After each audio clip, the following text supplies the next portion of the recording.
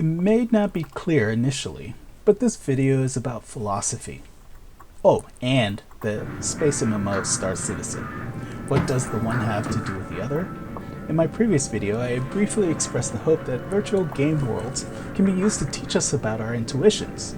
However, many may justifiably think that this is a fool's errand. They are going to say that philosophical exploration and analysis requires that we leave the extracurricular behind, that the virtue of the philosophical method is its semantic precision, each word chosen for a specific purpose that only that word could fulfill in that context. This philosophical insight requires that we directly articulate the nature of a given problem and clearly and concisely explain our counterexamples or express our reasons against a proposed solution in a way that can be understood by anyone. That there ought to be a force in our immediate recognition of a principle and the way that it's connected to a given conclusion. That is in itself a kind of special insight into the nature of that problem. Welcome to the next episode. If you recall, in the previous one, which you will see for a link for here, we discussed the puzzle of imaginative use. This is a question about how a game's transcendent properties can help us to learn something about the real world. As I alluded to in that video, Star Citizen is an ambitious space MMO, which makes it something like a communally played game. But you don't have to play the game, and that, in my opinion, is what makes it so special. So what game would you play instead? So what do I mean? Well, when I was younger, there were games like Mario, The Legend of Zelda, Pong. These games gave you a well-defined goal and specific constraints that were placed on you in completion of that goal. In order to participate, you had to play the game. You could not harvest the plants in Zelda or cut down the flagpole at the end of the first level in Mario, build a home in Pong, etc. You could play other games, for instance performing a speed run where the object is not to kill the NPCs but to get to the end as quickly as possible, say without killing any NPCs. Or you could kill only blue targets or avoid leveling up for as long as possible. Many games coming out now, however, attempt to give the player as many choices as possible, many more than these initial player-defined ones. More importantly, by doing so, we are not running afoul of the aims of the developer.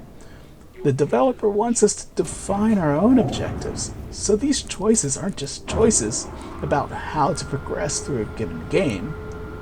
They include choices about what progression through a game means for a given player.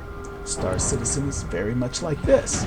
I might have a goal to fly to Microtech, sit on the bank of a stream and eat lunch. I've experienced watching the sunrise on the surface of the moon and taken note of the difference in build quality for a ship like the 890 Jump and Drake Cutter. Some of my more memorable moments in the game have consisted of reflection on and admiration for the wood paneling embedded seamlessly into the floor running along the edge of a green carpet in the former, in contrast to the riveted paneling in the latter. But what do such experiences of transcendence, have for learning facts about the real world? This is a puzzle. Philosophy is filled with puzzles, from Meno's paradox to the problem of other minds and experience machines, to mention a few. The puzzle of imaginative use questions why one mental faculty, namely imagination, can be used for both transcendence, say play, absorption, entertainment, and instruction, say planning or discovery. Does a game like Star Citizen offer a better chance at teaching me something or affording me philosophical insight, since it does afford me more opportunities to engage my imagination than, say, Mario Kart racing?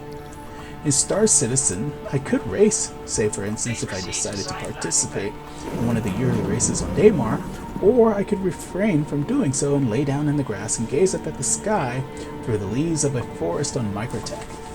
More importantly, how can a mental faculty that seems primarily dedicated to pleasure, experiencing my reflection on a simulated pool of water, and entertainment, for instance flying a terrapin with my friends, and absorption grinding a mining loop so that I can save up for the Origin 325i, Uses which are transcendent also be used for instruction, such as when planning for the future.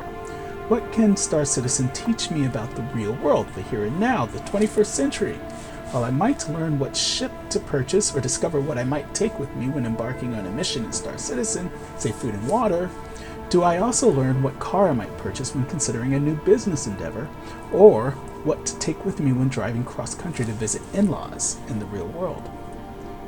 In a collection of views about the potential for the instructive uses of the imagination, Aiming Kind and Peter Kung, in their edited volume Knowledge Through Imagination, argue that the way forward explaining the instructive use of the imagination requires being able to recognize when constraints are placed on imagination. When the proper constraints are put into place, then imagination can help us discover truths about the real world. It is not initially clear what these constraints might be at the outset, however, but if this is true, then Star Citizen should have restrictions in place to satisfy the epistemological aims of mankind. Fortunately, however, I think that their solution does appear to be what Star Citizen is aiming for in its gameplay, namely modeling the real world where choices are not forced and outcomes are not indefinitely fixed. Initially then, it might be difficult to square this with the solution suggested earlier, that to explain the instructive use of the imagination, we have to first be able to recognize what constraints exist in the game. Only when we understand what is metaphysically impossible do we begin to understand what is metaphysically possible. And therefore I discovered through imagination something true about the real world.